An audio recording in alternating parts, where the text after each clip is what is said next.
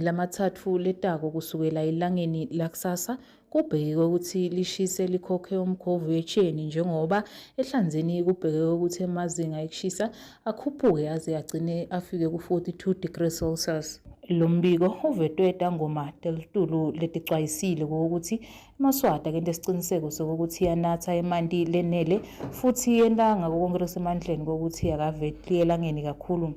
Siyabonga ke nethuba. Yes, sibheke i-heatwave which sitawuqala kusasa on a Saturday kuya ku Monday.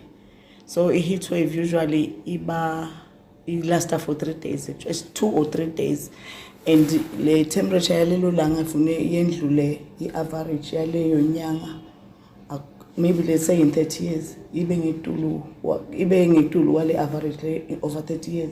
So what we are expecting ngiloko lekusukela kusasa ngicibela lishise kakhudlwana ke, that is on Sunday.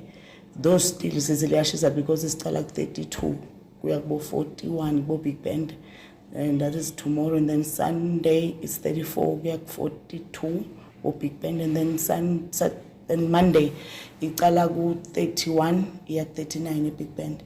Bese ke iyehla ke on Tuesday because lapho ke sesendiwa ukuthi sekwendlula umsingalo banza sesingasigcizelele eMaswatini lokuthi lokhu nje lishisa kangaka nizame nasemandi baye bashintsha lo betimpilo nasemandi tohlale uhydrated uhlale nasemthundini ke nalokusebenta nje emini uzame ku-avoida lokungasebenzi la emini, mhlambe uthathe kusebenza towards Tindzaba lapho khona mhlambe seliyadibeka kunina ne-temperature seyiyangekwehla.